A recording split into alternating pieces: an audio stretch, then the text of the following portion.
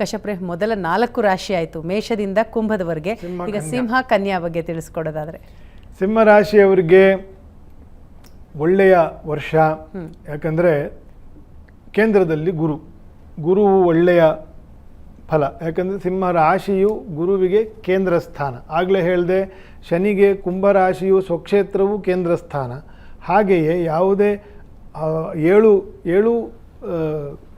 ಗ್ರಹರಿಗೆ ಒಂದೊಂದು ಕೇಂದ್ರ ಸ್ಥಾನ ಇದೆ.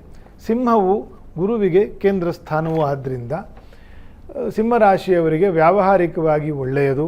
ನಾನು ಆಗಲೇ ಹೇಳಿರ್ತಕ್ಕಂಥ ಅನೇಕ ವೈದ್ಯಕೀಯ ಸಂಬಂಧದಲ್ಲಿರ್ತಕ್ಕಂಥದ್ದು, ಬೋಧಕ ವೃತ್ತಿಯಲ್ಲಿರ್ತಕ್ಕಂಥವರು, ಲೆಕ್ಕಿಗರು, CAಗಳು, ರಾಜಕೀಯ ಸಪೋರ್ಟ್ ಸಿಸ್ಟಮಲ್ಲಿ ಇರ್ತಕ್ಕಂಥವರು, ಇವರಿಗೆಲ್ಲ ಸಿಂಹರಾಶಿಯಲ್ಲಿ ಇರ್ತಕ್ಕಂಥವು ಇವರಿಗೆಲ್ಲ ಬಹಳ ಒಳ್ಳೆಯ ವರ್ಷ.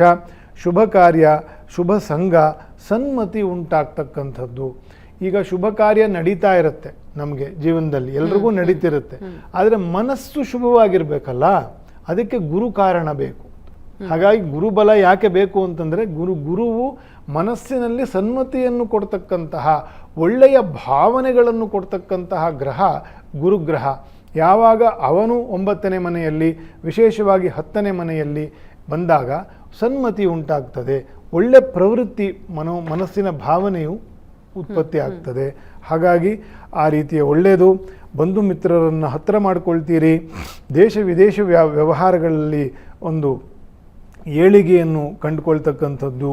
ನ್ಯಾಯಾಲಯಗಳಲ್ಲಿ ಅನೇಕ ವ್ಯಾಜ್ಯಗಳಲ್ಲಿ ತೊಳಲ್ತಾ ಇರತಕ್ಕಂಥ ಜನರಿಗೆ ಒಂದು ರೀತಿಯ ರಿಲೀಫ್ ಸಿಗ್ತಕ್ಕಂಥದ್ದು ಸಿಂಹರಾಶಿಯವರಿಗೆ. ಈ ರೀತಿಯ ಅನೇಕ ವಿಶೇಷ ಇದೆ.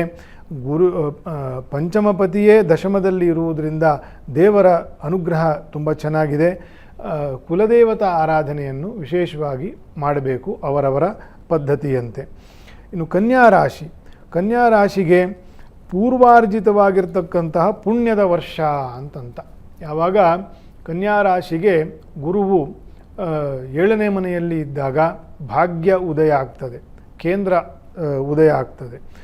8ನೇ ಮನೆಯಲ್ಲಿ ಇದ್ದಾಗ ವೃಥಾ ಸಂಚಾರ, ವೃಥಾ ಅಪವಾದ, ಅಂದರೆ ಏನು ಮಾಡೋಕ್ಕೆ ಹೋದರೂ ವ್ಯರ್ಥವಾಗಿ ಹೋಗ್ತದೆ ಅನ್ನುವುದು ಒಂದು ಶಾಸ್ತ್ರ ವಿಚಾರ.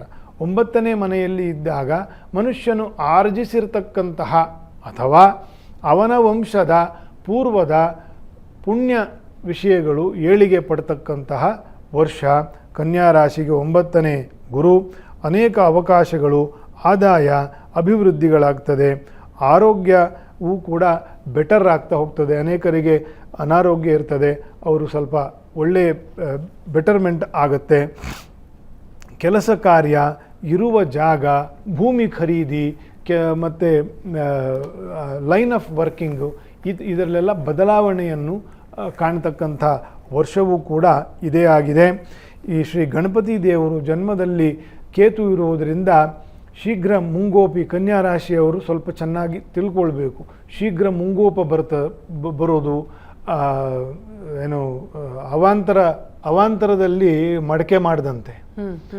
ಮಡಕೆ ಮಾಡೋದ್ರಲ್ಲಿ ಅವಾಂತರ ತೋರಿಸಬಾರ್ದು ಅಲ್ವಾ? ಹಾಗಾಗಿ ತಾಳ್ಮೆಯನ್ನು ಕಳಿತಕ್ಕಂತಹವನು ಕೇತು. ಹಾಗಾಗಿ ಸ್ವಲ್ಪ ಇದಕ್ಕೆ ಗಣಪತಿ ದೇವರ ಆರಾಧನೆಯನ್ನು, ಸೇವೆಯನ್ನು, ಭಕ್ತಿಯನ್ನು ಮಾಡಬೇಕು. ನಾಗದೇವರಿಗೆ ಪ್ರದಕ್ಷಿಣಾ ನಮಸ್ಕಾರ, ಅಭಿಷೇಕ ಸೇವಾದಿಗಳನ್ನು ಮಾಡ್ತಾ ಇರೋದ್ರಿಂದ ಈ ಗ್ರಹಾರಿಷ್ಟಗಳು ಪರಿಹಾರ. ಸರಿ, ಮೊದಲ 6 ರಾಶಿಯ ಬಗ್ಗೆ ಆಯಿತು. ಇನ್ನುಳಿದ 6 ರಾಶಿಯನ್ನು ಮುಂದಿನ ಹಂತದಲ್ಲಿ ತಿಳ್ಕೊಳ್ತೀನಿ. ಈಗ ಕಾಲರ್ ಇದ್ದಾರೆ, ಬೆಂಗಳೂರಿನಿಂದ ಜಗನ್ನಾಥ್ ಅವರು ಕರೆ ಮಾಡಿದ್ದಾರೆ. ನಮಸ್ಕಾರ ಜಗನ್ನಾಥ್ ಅವರೇ. Hello madam. ನಮಸ್ಕಾರ ಮೇಡಮ್. ತಮ್ಮ ಪ್ರಶ್ನೆ ಜಗನ್ನಾಥ್ ಅವರೇ. ನಮ್ಮ ಮಗನ ಮ್ಯಾರೇಜ್ ಬೇಕಾಗಿತ್ತು, ಮದುವೆದು. ಅದನ್ನ ಗುರುಜಿ ಅಂತ ಹೇಳ್ಬಿಟ್ಟು. ಏನು ವಯಸ್ಸು? ಮಗನ ಹೆಸರೇನು? ಮಗನ್ ಪ್ರವೀಣ್ ಅಂತ. ಪ್ರವೀಣ್. ಹಾ, ಏನು ವಯಸ್ಸು? ವಯಸ್ಸು ಕೇಳ್ತಾ ಇದ್ದಾರೆ ಜಗನ್ನಾಥ್ ಅವರೇ. 32 ಮೇಡಮ್. 32 ಅಲ್ಲ, ಡೇಟ್ ಆಫ್ ಬರ್ತ್ 16/7/9. ರಾಶಿ ನಕ್ಷತ್ರ ಹೇಳಿ ಸಾಕು. ಕನ್ಯಾ ರಾಶಿ ಮೇಡಮ್. ಕನ್ಯಾ ರಾಶಿ.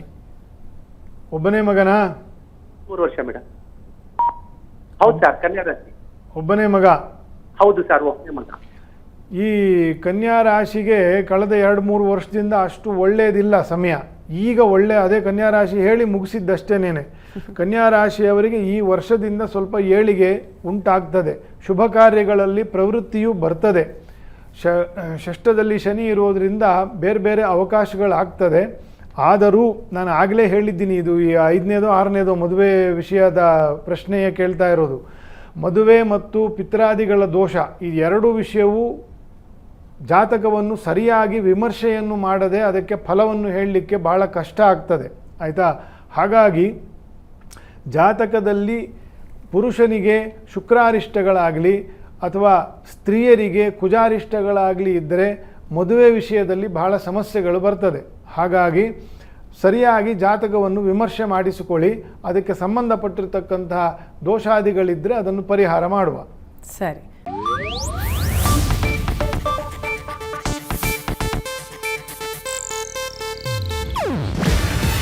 ಇದು ಏಷ್ಯಾನೆಟ್ ನ್ಯೂಸ್ ನೆಟ್ವರ್ಕ್ ಪ್ರಸ್ತುತಿ.